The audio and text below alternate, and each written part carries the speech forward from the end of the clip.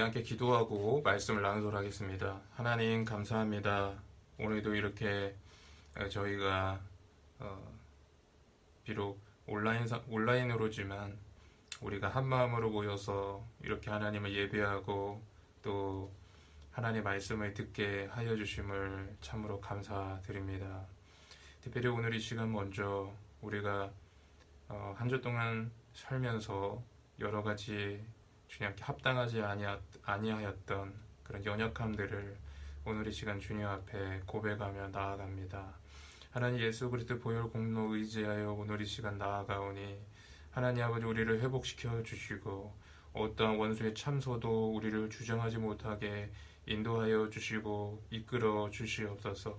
이제는 그리스도 안에 있는 생명의 성령의 법이 죄와 사망의 법에서 우리를 해방하였다는 그 놀라운 선포와 고백이 우리 가운데 정말 충만하게 누려지게 하여 주시옵소서. 오늘 이 시간 말씀을 전하려고 합니다.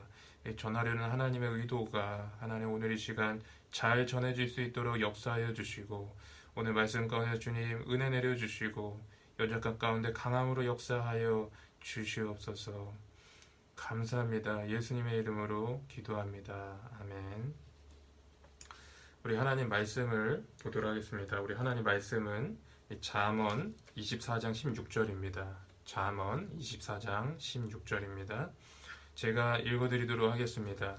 대저 의인은 7번 넘어질지라도 다시 일어나려니와 악인은 재앙으로 말미암아 엎드러지느니라. 아멘. 자, 오늘은 용서하시는 보혈의 은혜를 누리는 훈련이라는 제목으로 여러분과 말씀을 나누도록 하겠습니다.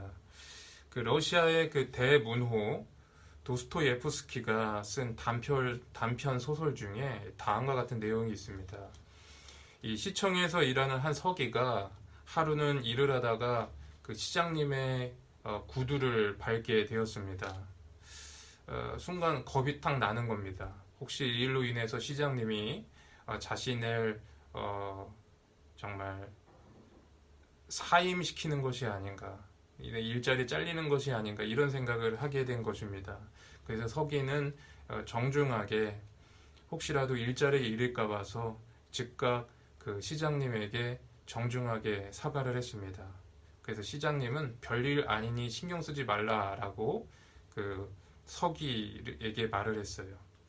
그런데 이제 집에 가서 곰곰이 생각해 보니까 이 시장님의 표정이 떠오르고 막 여러 가지 생각이 떠오르는 거예요.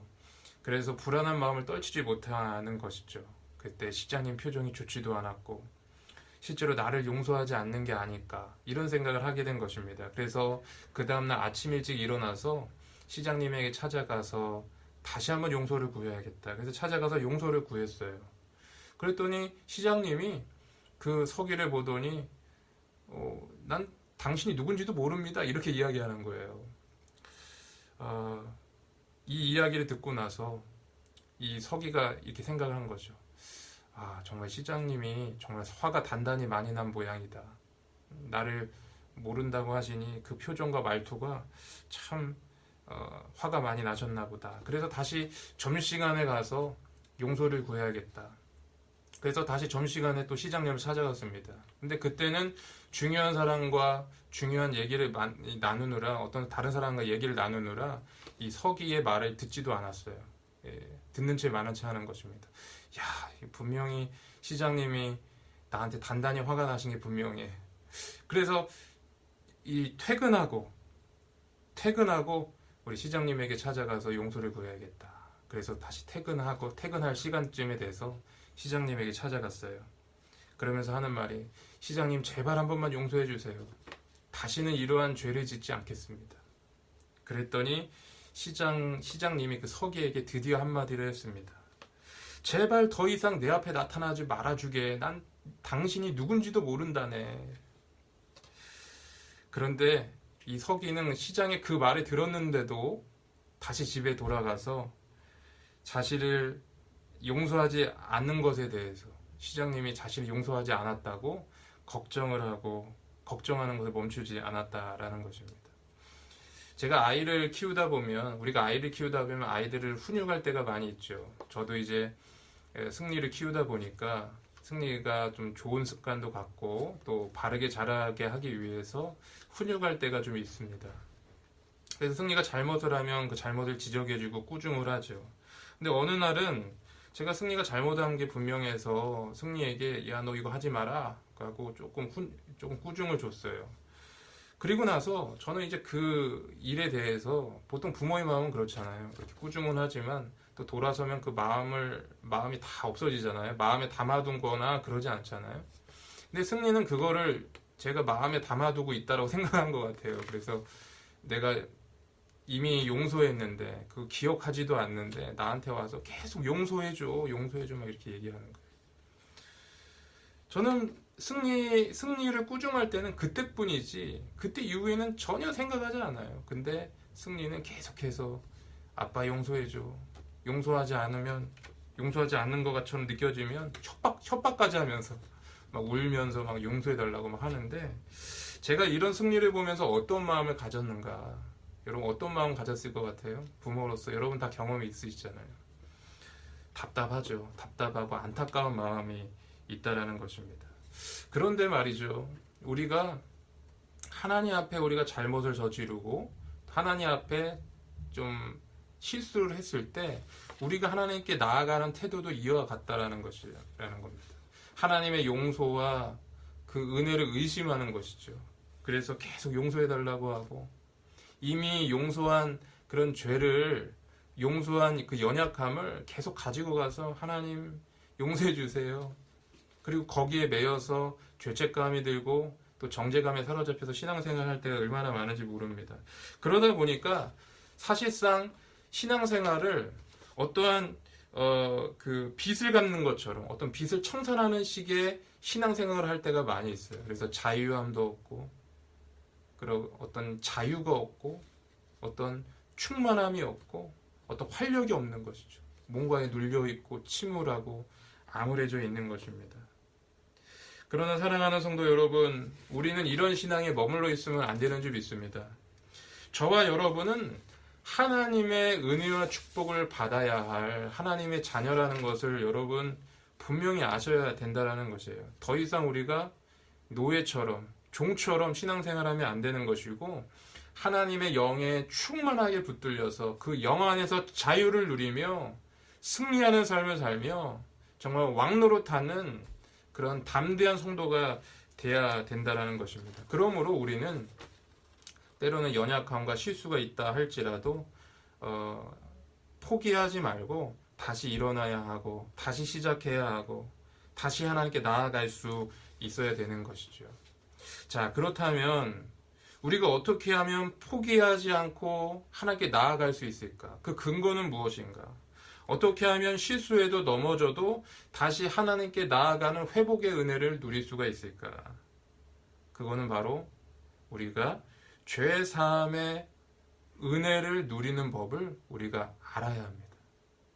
그 은혜를 누리는 법을 깨달아야 한다는 거예요. 그리고 이것을 훈련해야 합니다. 우리가 그렇게 할 때 원수가 공격하고 참소해도 우리는 적절한 대처를 취할 수 있고 넘어지지 않고 흔들리지 않고 죄와 상황의 법에서 싸워서 이길 수 있고 해방되는 경험을 하게 되고 성령 안에서 정말 충만한 은혜, 성령 충만한 은혜를 누리는 삶을 살 수가 있다라는 것입니다. 로마서 7장에 보면 그 성도님들이 그 영적으로 고뇌하는 장면이 나옵니다. 하나님의 뜻대로 살고 싶은데 그게 잘 되지 않는 것이죠. 그래서 여전히 죄와 사망의 법의 굴레에 매여가지고 자유롭지 못하고 복음의 은혜를 누리지 못하는 성도들이 얼마나 많은지 모릅니다. 그러나 여러분 분명히 알아야 할 것은 우리가 주 예수 그리스도의 십자가의 공로 안에서 우리는 자유한 자임을 여러분 선포하시길 주의 이름으로 축복합니다. 그렇게 할 때 여러분의 신앙의 회복의 은혜가 일어나는 것이고 이제는 더 이상 종처럼 살아가는 것이 아니라 자녀처럼 자유롭게 하나님을 아버지라 부르며 그 은혜를 누리며 살아갈 수 있다라는 것입니다. 오늘 본문 말씀에 보면 대저 의인은 7번 넘어질지라도 다시 일어나려니와 악인은 재앙으로 말미암아 엎드려지느니라. 이렇게 되어 있어요. 의인은 절대 안 넘어지는 자가 아니라는 것입니다. 의인도 넘어질 수 있다는 거예요. 근데 의인은 뭐냐? 의인은 절대 안 넘어지고 완벽한 자가 아니라 비록 7번 넘어질지라도 다시 일어나는 자가 의인이라는 거예요. 비록 7번 넘어져도 주님의 은혜를 의지할 줄 아는 자, 주님의 은혜를 바라볼 줄 아는 자가 의인이라는 거예요. 근데 반대로 악인은 어떻습니까? 일어나지 못해요. 그냥 넘어져 있어요. 그냥 그 상황 가운데 매몰되어 있어요. 예수 보혈을 의지할 줄 모릅니다. 정말 어렵고 정말 소망 없는 상황에서 예수 그리스도를 바라볼 줄 몰라요. 예수님을 소망 삼을 줄 몰라요. 그러다 보니 신앙생활이 이렇게 암울하고 소망 없고 자유가 없는 것이죠. 우리는 비록 실수할 수 있고 넘어질 수 있고 또 인생에 어려운 순간이 올 수 있습니다. 우리는 그때마다 주님을 바라봐야 돼요. 예수님의 은혜를 바라봐야 됩니다. 십자가의 공로를 의지해서 다시 일어나야 된다는 거예요. 불뱀에 물려도 노뱀을 바라볼 수 있는 신앙이 우리 가운데 있어야 된다는 것입니다. 그러니까 우리가 예수 보혈을 의지해서 신앙생활을 한다는 것, 이 비밀을 아는 것이 얼마나 중요한가. 얼마나 중요한가. 근데 많은 성도들이 이 눈이 가려져 있어요.